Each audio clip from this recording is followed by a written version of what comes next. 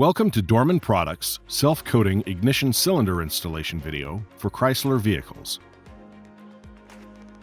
This installation is considered easy by our technicians and should take you between 10 and 20 minutes to complete.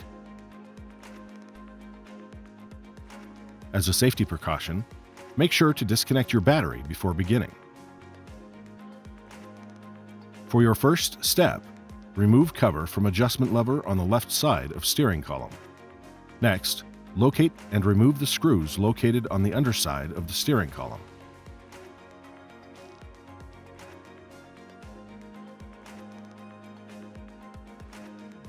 When this is done, use the adjustment lever to tilt the steering column up or down in order to remove the upper and lower steering column covers. Now, insert key and turn to run position. Using a small screwdriver or similar tool, push in on the lock retaining pin while pulling out the key and lock cylinder to remove from its connection on the steering column. Now, insert your key fully into the lock cylinder coating tool. Ensure the key is bottomed out.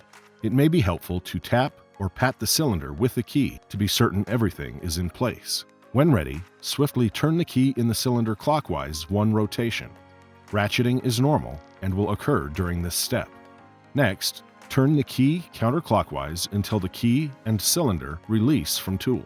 If you are unable to turn counterclockwise, simply repeat the previous clockwise turn before coming back to this step.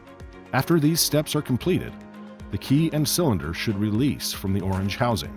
Locate the tumbler shell and remove orange cap on top. Insert tumbler assembly with key into shell and turn until they have dropped in place.